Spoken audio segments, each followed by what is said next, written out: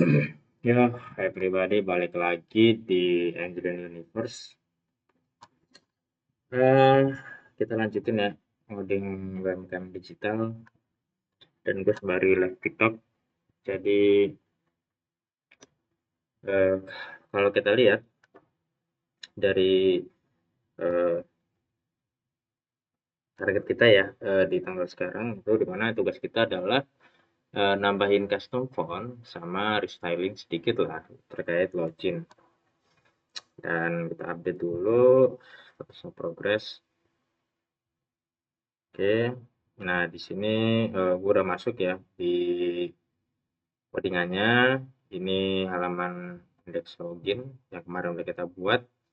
Dan di sini gue tuh udah nambahin ceritanya ada beberapa resource font yang udah gue tambahin sebelumnya. Ini gue ngambil ya dari Google Font dan gue ekstrak zipnya untuk gue pilih. Nah kebetulan di sini gue pakai Inter ya fontnya. Nah, karena gue pakai Tailwind, jadi di sini gue mau coba setup font custom ini di React. Gimana caranya supaya dia masuk nanti ke Tailwind ya. Jadi setelah gue punya font-font custom ini, step selanjutnya adalah gimana caranya gue bisa masukin itu ke dalam project gue di sini ya. Jadi nanti mulai dari font dan lain sebagainya itu kita bakal coba setup. Oke, kita coba lanjut. Jadi setelah kita stepnya masukin font di project kita, nah kita tuh perlu masukin variabel di Tailwind ya. Karena kita pakai Tailwind, jadi kita buka index CSS. Gimana caranya supaya variabel font itu, resource font asset itu nanti bisa masuk sebenarnya ke kita. Nah, stepnya kita perlu nambahin suatu perintah namanya layer base. Nah, layer base ini adalah sebenarnya kita nge-setup layer dari si Tailwind, di mana ini beneran base-nya ya. Jadi eh, apa ya? Layer paling bawahnya lah kira-kira gitu. Jadi base itu artinya adalah layer paling bawah dari si Tailwind. Sedangkan komponen adalah layer di mana nanti kita gunain komponen untuk si Tailwind. Nah, di sini kita tambahin namanya font face. Nah, di font face kita tinggal masukin perintah CSS ya. Jadi kita tambahin font family.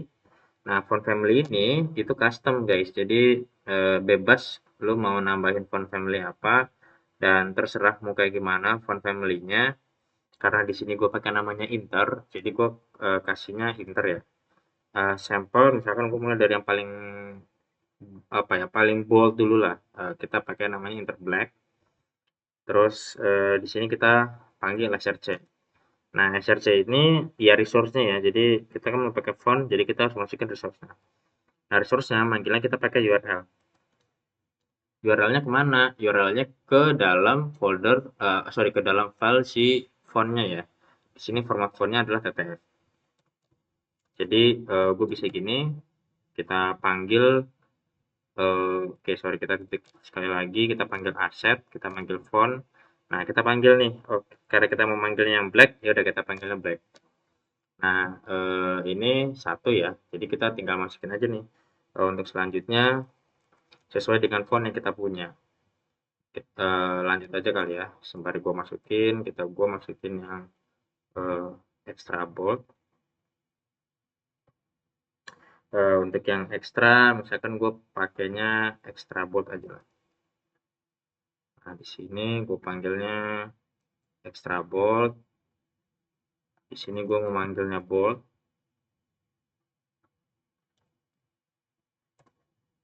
Terus di sini gue mau manggilnya gue punya medium.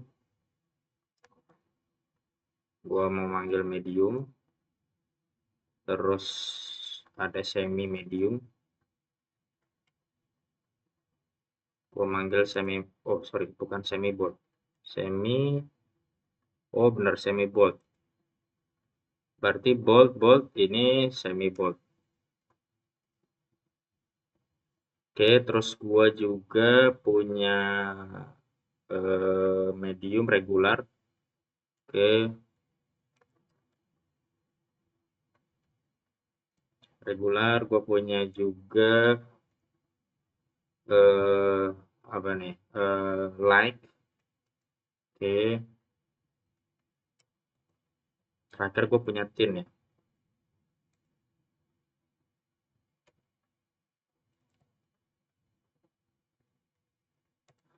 Oke, nah jadi singkat cerita ini gue udah masukin resource-nya dari si font tersebut ke dalam si Tailwind. Ntar gue lihat tutupnya nih, bla bla bla bla bla bla. Oke,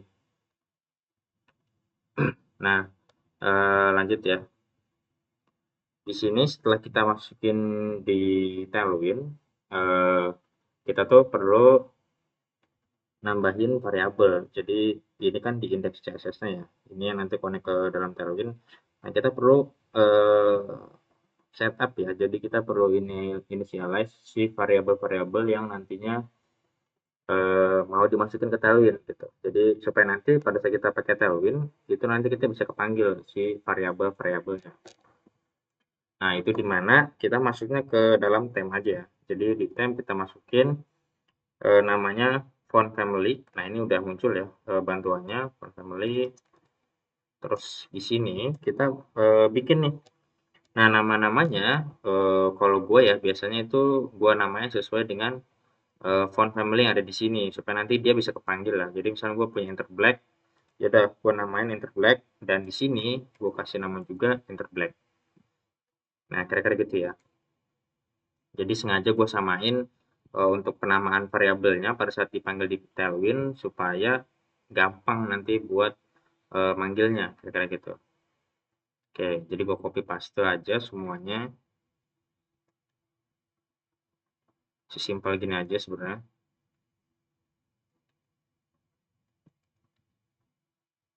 Oke.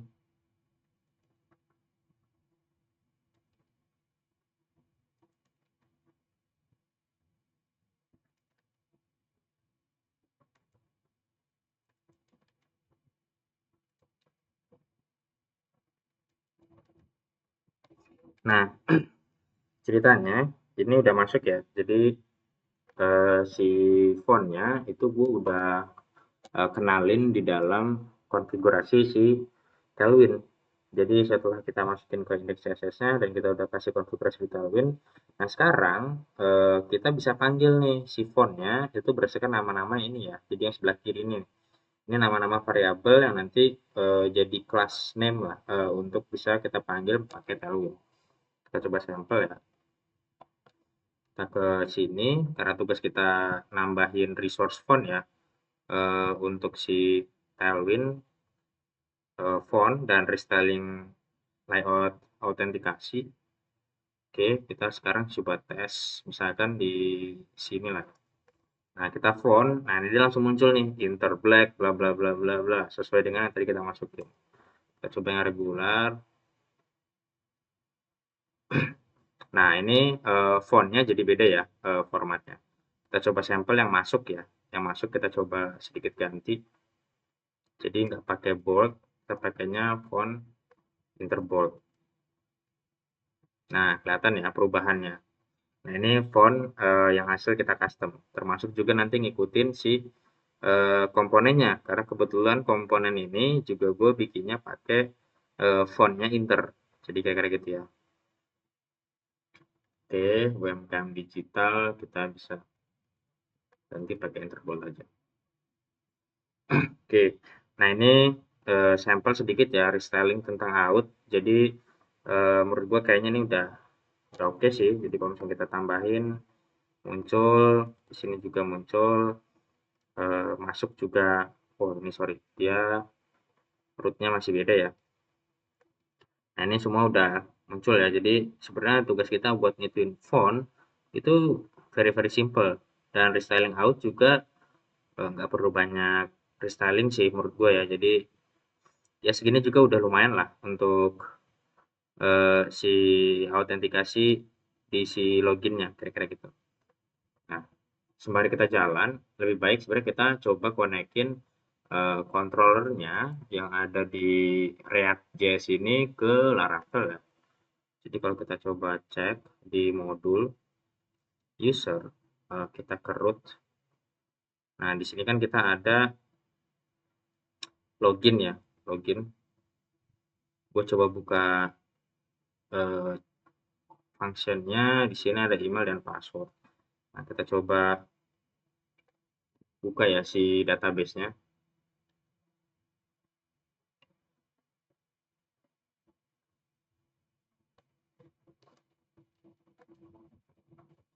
Oke, kita masuk ke UMKM Digital di user. Nah, di user ini kita ada dua nih ceritanya akunnya ya. Jadi yang udah kita sampel-sampel sebelumnya pada saat kita bikin register kemarin itu udah muncul. Nah, kita coba bikin atau kita coba login ya pakai data yang ada nih. Jadi yang ada kan ada dua. Kita coba login pakai yang universe at email ini aja kali ya. Oke, sekarang kita coba panggil rootnya, kita sesuaikan ya. Kalau kita lihat di service-nya itu defaultnya, oh belum ada. Oke, kita coba bikin environment ya. Kita bikin environment. Gue biasanya pakai environment untuk beberapa informasi yang sifatnya penting supaya nggak gampang ketahuan lah. Oke, gue bikin .nv. Gue bikin base URL. Di sini berarti kalau misalnya kita coba sesuaikan base URL-nya itu adalah ini ya.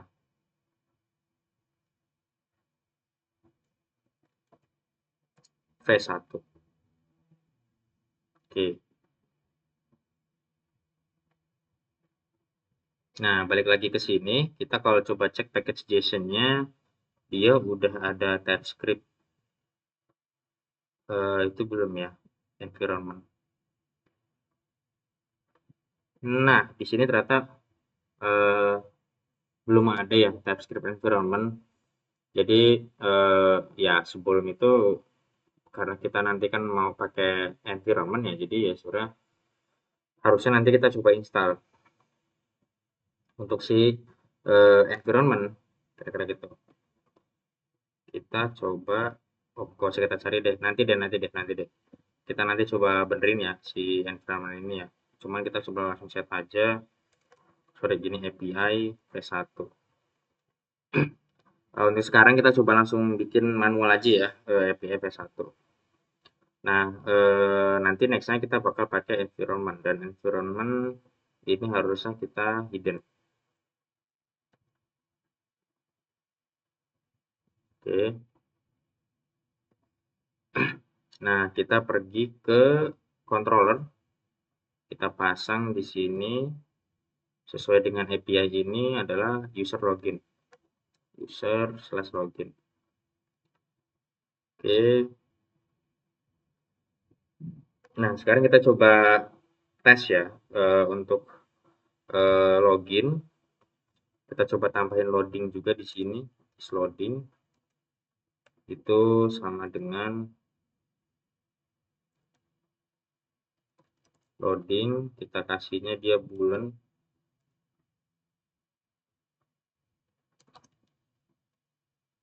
False. Kita coba setup di sini di state loading. Nah, di sini kita setup di set state loading true. Oke. Kita keluarin, kalau misalkan berhasil kita ganti jadi false. Oke. Kita coba ya. Passwordnya apa ya? Gue lupa guys. Sebentar, gue lupa passwordnya. Kita coba cek di Postman ya.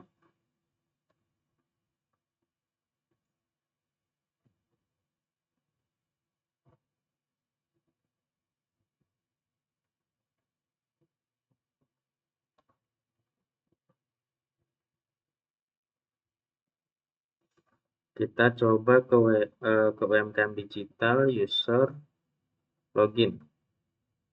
Nah, ini passwordnya nih. Passwordnya acak soalnya, guys. Oke, kita coba cek. Oh, sorry. Udah kopinya banyak ya. Oke. Kita coba networknya, kita tes, kita send. Nah, dia manggil login ya. Ini ke lokal. Nah, berhasil ya 200. Kalau kita lihat kontrolnya, login sukses. Nah, dia dapat ya data tokennya. Nah, ini tokennya nih. Nah, token ini nanti itu kita tinggal setup sebenarnya. Jadi ya kita setup si token ini ke dalam cookies. Kira-kira gitu. Ya udah kita sembari jalan ya. Cookies. Kita pakainya TypeScript cookies. Karena kita pakai TypeScript ya.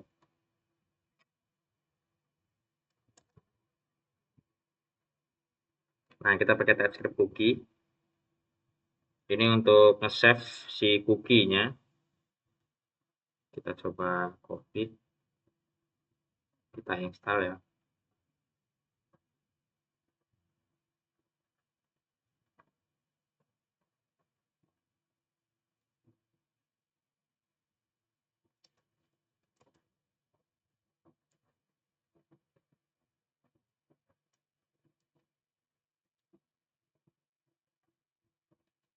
Ntar kita copy dulu nih guys. Khawatirnya lupa. Oke, kita paste dulu di sini nanti password ya. Oke, kita coba install dulu cookie-nya untuk kita sekalian setup ya. Jadi nanti konsepnya ketika dia login ke halaman utama, ketika sukses ya, nanti dia akan dilempar ke halaman dashboard, kan logikanya gitu kan. Setelah nanti masuk ke dashboard ya, dia kalau logout kita hapus cookie-nya terus kita lempar lagi ke out. Sesimpel itu aja sebenarnya. Oke, kita pastikan oke semua aman. Kita sekarang bisa pergi ke service ya. Jadi nanti di service ini sebenarnya kita cuman tinggal pasang aja guys. Jadi di service ini ya kita sesimpel pasang aja. Jadi cookies nanti tujuannya adalah untuk nge-save sebenarnya. Ketika nanti ada data perubahan seperti halnya contoh ini ya apa namanya si token hasil dari kita login itu nanti di setup di cookie dan kita nanti bakal pasang sebenarnya di sini. Oke, kita langsung aja import. Kalau kita lihat ya di sininya pakainya apa dia? Oh, get cookie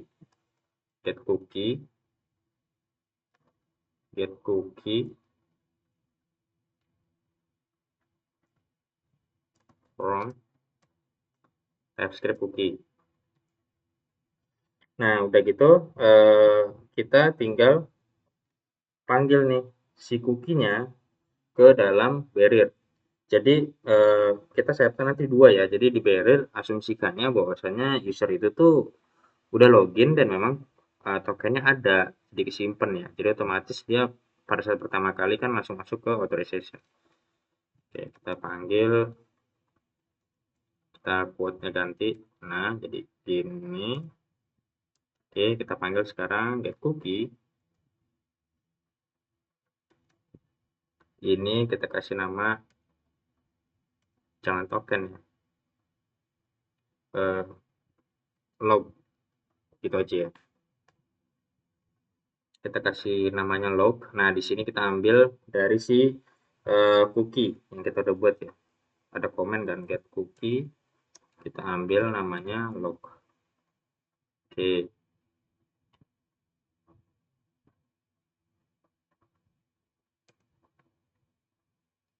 Oke, nah ini untuk si cookie-nya kita udah setup. Sekarang kita coba setup di controller, sorry di sininya. Jadi ketika kita lihat ya, responnya itu adalah Nah, kan hilang kan. Kita paste lagi. Kita paste lagi. Send. Nah, ini login sukses. Oh, data ya. Jadi data. Oke, res data, token. Res data, token. Nah, di sini kita tinggal setup nih. Kita import set cookie. Nah, di sini set cookie-nya kita tinggal set nih. Set cookie. Name-nya adalah log. Value-nya adalah token. Oke. Nah, kita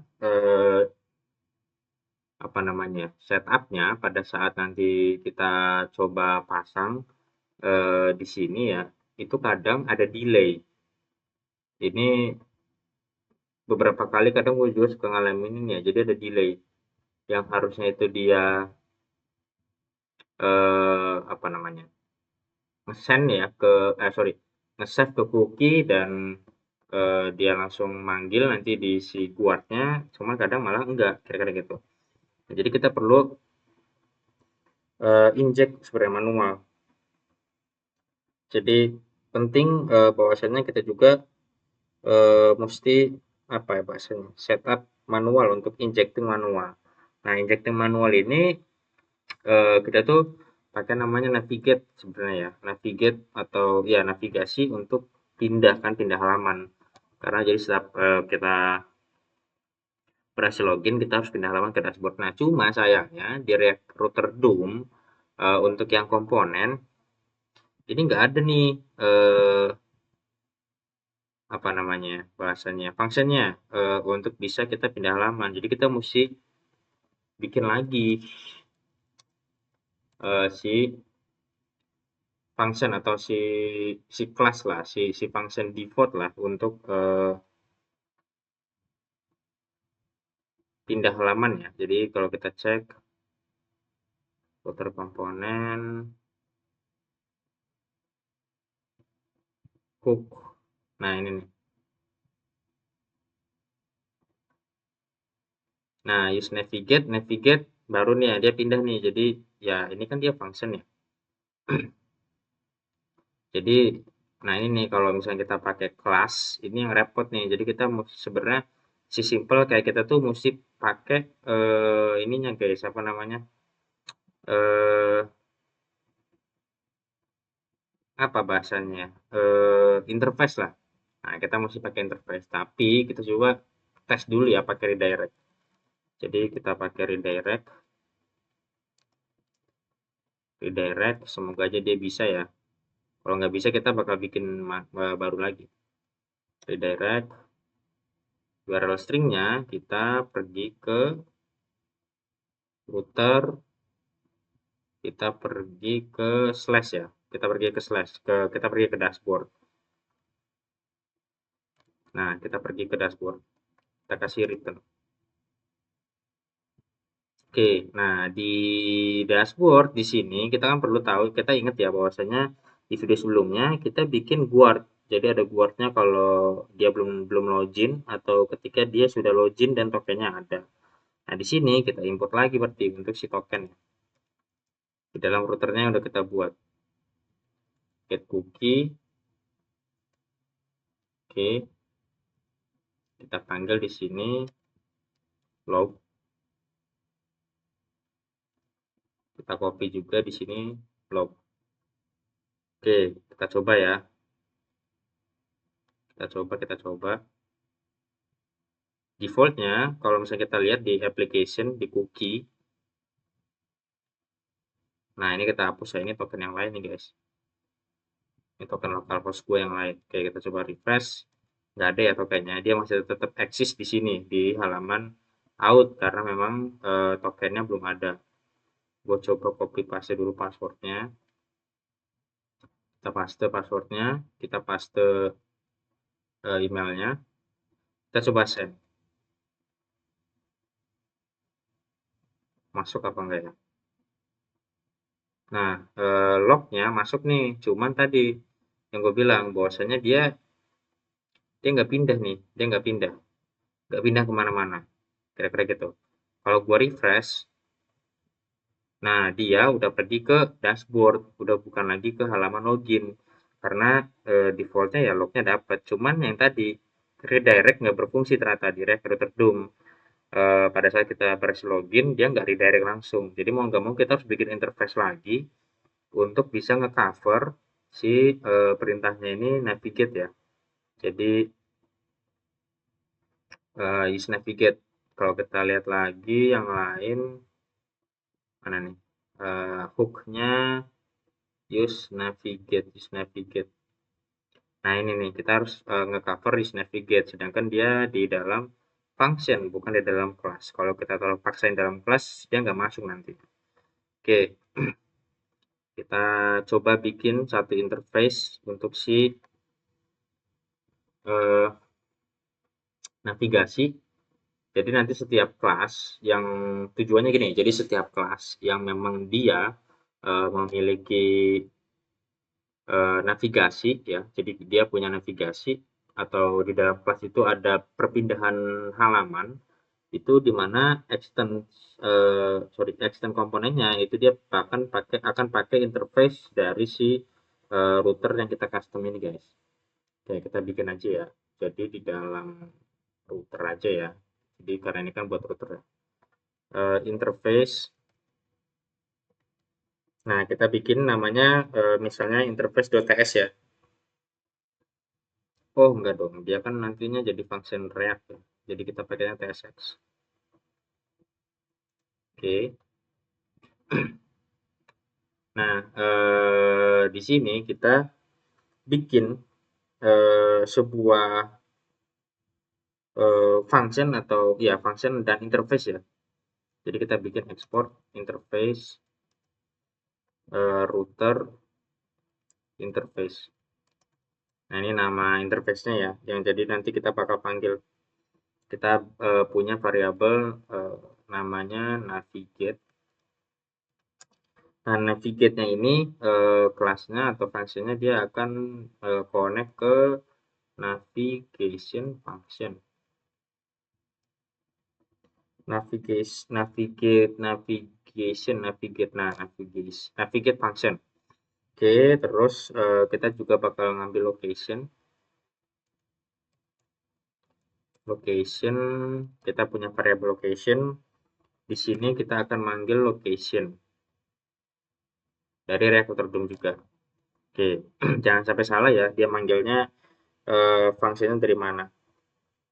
Nah, dia juga pasti punya params ya. Jadi tapi params kita akan read only aja. Params di sini juga sama akan mengambil dari function params dari React Router Dooms. Oke, dia tipenya adalah string. Oke. Nah, ini interface nanti bakal kita pakai. Terus kita bakal bikin function lagi untuk nanti ngikat ya. Jadi nanti si layout setiap halaman itu nanti akan dibungkus dalam satu function interface, kira-kira gitu. Ntar gue nyalain rokok dulu.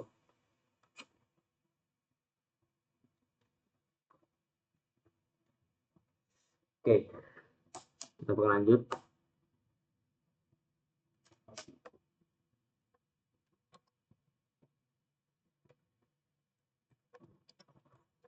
Kita bikin namanya misalkan with router lah. Jadi artinya ya pakai router interface. Ini aja with router interface. Nah, dia itu kan harus ngebungkus si komponen ya atau si kelas komponen, karena kita pakainya kelas dan dia extend ke komponen, maka kita di sini juga akan manggil komponen, di mana komponennya itu akan ngikat ke React komponen type. Nah, komponen type itu datanya adalah any. Jadi kita kasih any aja ya, karena nanti kan bisa macam-macam. Oke, kita bungkus. Nah, sekarang kita bikin lagi satu variabel lagi. Ini nanti untuk ngebungkus ya, ngebungkus si si apa ya si si layoutnya lah, buat nanti ngebungkusin komponennya. Kita bisa bikin cons, misalkan routers, misalnya contoh kayak gini. Tapi kita juga sebenarnya bisa langsung return. Nah, dia udah ngasih bantuan nih. Nah, di sininya propsnya kita bagusnya sebenarnya itu kita bisa konekin sama router interface, tapi balik lagi kita kan sebenarnya mau manggil hook-nya, hook dari si React router DOM yang ada banyak sebenarnya ini. Jadi kita jangan pakai ini ya, kita pakai sini ini aja. Nah, di sini kita bikin misalnya variabelnya, kok dia ini sih, sorry salah. Kita ambilnya, nah gini ya. Misalkan kita mau pakai props-nya nanti adalah location. Dan location kita akan panggil hook-nya use location. Oke. Jadi kalau kalian lihat di sini ada use location. Ini nanti kita buat ngambil root URL yang sedang eksis sekarang itu ada di mana sih? Nah, ini kadang penting juga ya. Terus kita bikin ya navigasi tadi, karena kita butuh navigasi ya, kita kasihnya navigate aja biar sama kayak si router DOM-nya biar nggak pusing. Terus kita juga bakal setup params, karena params ini kadang kita butuh ya. Kalau misalkan ada beberapa tambahan-tambahan data di root kan, itu nanti kita butuh pakai params. Nah, baru setelahnya di sini kita bisa setup nih si komponen karena kita udah punya komponen, terus kita tinggal masukin nih ada navigate bla bla bla bla bla bla, kira-kira gitu. Sebentar, dia ini udah nggak butuh sih harusnya. Ini kita bisa hapus. Nah, sesimpel gini guys. Jadi ya udah, nanti si komponen bla bla bla semua bakal ada props-nya, itu namanya navigate. Nah, tapi kan kita juga kadang perlu props lain ya untuk si komponen tersebut. Kalau misalnya kita dia bungkus, gimana caranya? Ya kita cuma tinggal panggil titik-titik-titik props. Jadi dia akan manggil semua eh, variabel atau props di dalam komponennya kita. Jadi nanti ya semua masuk lah apapun itu. Ini asumsi kalau misalkan nanti kita di dalam props-nya itu pakainya child komponen, kira-kira gitu. Jadi nanti kalau misalnya kita mau lempar data ke parent, itu kita bisa sending data by props. Nah, kalau udah di sini di dalam komponennya, sebelumnya kita connect-nya hanya sebatas extend dari si komponen bawaan si React ya. Nah, karena kita mau pakai interface yang tadi, ya udah kita sekarang cuma tinggal panggil nih si router interface yang barusan kita buat. Termasuk untuk si props-nya juga. Kita pakainya router interface. Nah, kira-kira gini ya. Di bawahnya kita akan bungkus ini menggunakan with router interface. Nah, komponennya adalah komponen si out atau kelas si out yang udah kita buat. So, sehingga di sini kita bisa pakai this props navigate. Nah, punya si React Router DOM. Oke, kita coba cek ya. Redirect nggak kepake. Oke, kita akan hapus. Nah, udah ya. Kita coba tes. Kita coba hapus lagi si lognya biar dia balik lagi ke out.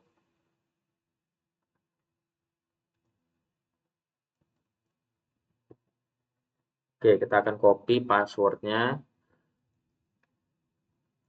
Di sini kita akan copy emailnya. Di sini kita send. Nah, dia langsung otomatis ya. Sekarang dia udah bisa pergi ke dashboard. Kira-kira gitu. Jadi kalau kita refresh di sini, nah dia akan tetap eksis di dashboard.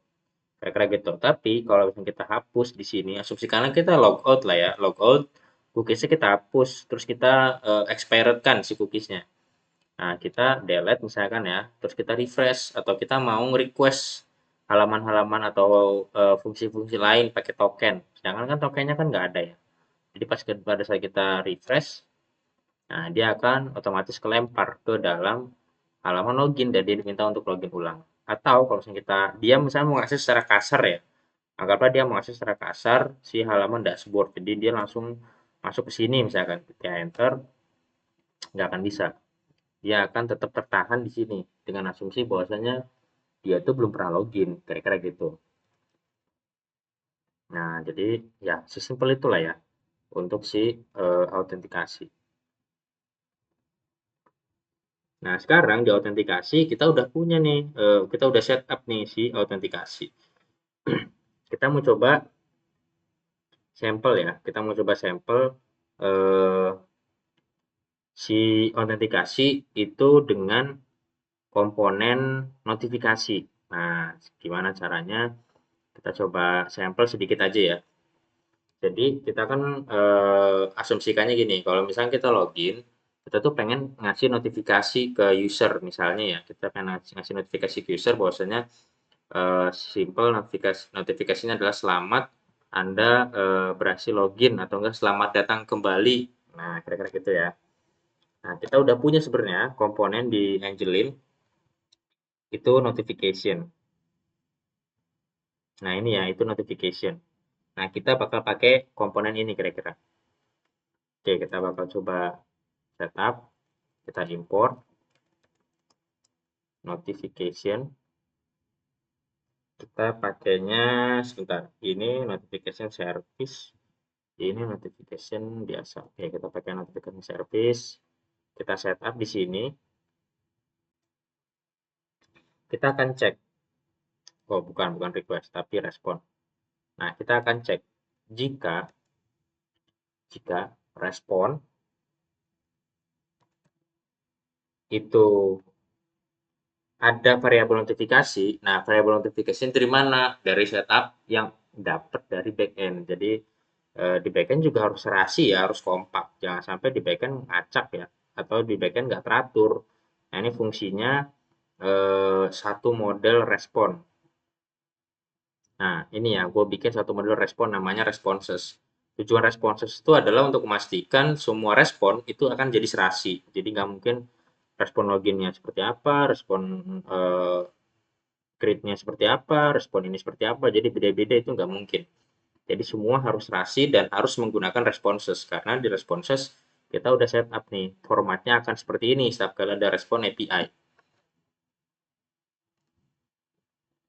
Nah, sekarang kita tahu bahwasanya notif ini variabelnya adalah notif. Ya udah kita akan panggil kalau notifnya ada, kita akan panggil notification. Nah, notification-nya show fungsinya. Nah, ini ada model ya. Kita akan samakan di model ini ada apa aja sih di model notification. Ini yang udah gue buat ya. Jadi ada key, position, time. Oke, kita panggil key-nya dulu ya. Kita setup key-nya dulu. Key-nya itu adalah motif. Oke. Oh enggak, dia ini JSON, sorry, objek ya. Dia harus objek. Nah, kita coba hapus. Nah, oke. Key-nya notif. Terus ada lagi position. Nah, ini position kalau kita lihat ya di sini ada top right. Oke, kita pakai yang top right. Ini komponen yang udah gue buat untuk notifikasi. Jadi nanti kalian sebenarnya bisa pakai ini juga dan akan gue upload juga ya nanti buat Angelin UI, library UI.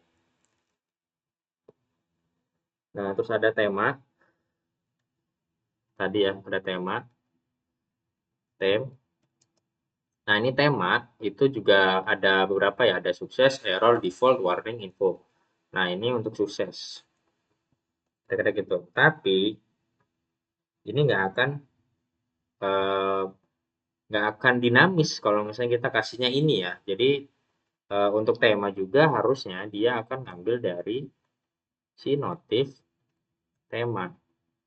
Nah, kira-kira gini. Oke, terus dia ada body. Oh, kita pakai title aja dulu. Dia pakai title. Title juga dari backend ya. Notif title. Terus dia ada body. Body juga dari backend. Nah, tujuannya kita setup seperti ini adalah supaya nanti untuk temanya itu bisa macam-macam. Apakah nanti dari backendnya ngasih tahu bahwasanya dia warning, oh ya udah dia akan munculnya di halaman ini juga warning. Tapi kalau kita setupnya secara default hardcore gitu ya, ya dia mau warning kayak dari backend, mau info kayak, mau error kayak, atau mau apapun itu, nanti notifnya yang muncul di front end akan selalu pakai temanya sukses. Nah ini kan nggak sesuai ya. Jadi tema juga harus di setup di backend. Nah di sini ada durasi, durasi kita setup juga ya. Ini pakai millisecond, jadi durasinya misalkan 5.000, artinya 5 detik ya. Oke, sekarang di backend kita coba setup nih, kita kasih data notif. Nah, ini notif ya. Kita coba rapihin biar enak dilihatnya. Di sini seperti yang udah kita tadi setup, dia punya tema. Temanya berarti sukses. Oke, dia punya title, login berhasil. Misalkan gini ya, dia punya body. Body. Selamat datang kembali di UMKM Digital. Misalkan kayak gini ya.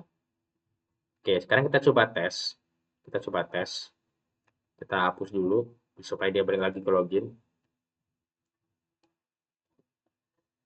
Terus di sini kita coba login ya. Gua copy dulu si passwordnya. Terus gua copy lagi si emailnya. Kita send. Harusnya akan muncul di sini nih. Nah, muncul ya. Login berhasil. Selamat datang kembali di UMKM Digital. Nah, kira-kira gitu ya. Ini untuk notifikasi dari si Angelin Universe atau Angelin Design. Nah, ini untuk notifikasi. Termasuk juga untuk error ya. Jadi nanti error juga kita bisa sesuaikan nih errornya mau notifikasi seperti apa dan segala macamnya. Itu kita nanti tetap nanti aja ya. Tapi minimal saat ini justru malah ini jauh lebih banyak ya dari sesuai dengan target kita. Nggak apa-apa supaya nggak banyak PR. Kira-kira gitu. Untuk login ini udah works dan udah berhasil ya. So, sehingga di sini kita bisa kasih dan oke. Dan di sini nanti kita akan bikin satu lagi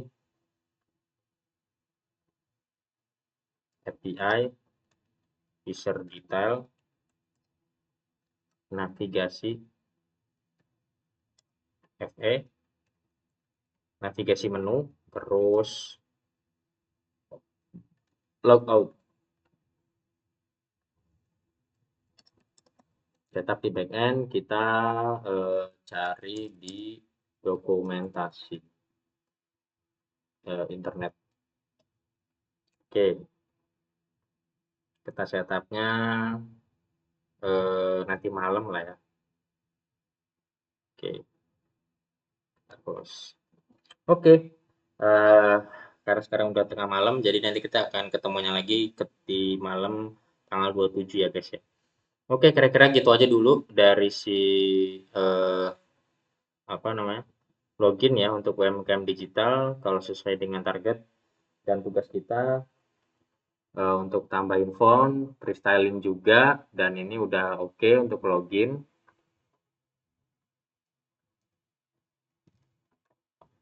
Termasuk untuk buatnya juga, itu semuanya udah aman lah ya. Sebenarnya harusnya aman untuk buat seperti ini. Cuma nanti untuk case-case yang lain, kita bisa pasang lah ya, kalau misalnya emang itu kiranya diperlukan.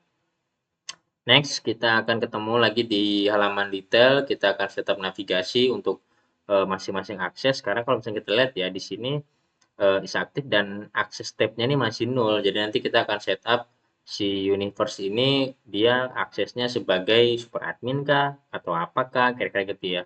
Untuk masing-masing aksesnya dari si user yang login. Sehingga nanti menu yang muncul itu juga akan disesuaikan sesuai dengan aksesnya. Dan next kita akan bikin table menu berarti karena di sini kan kita belum ada table dari menunya ya.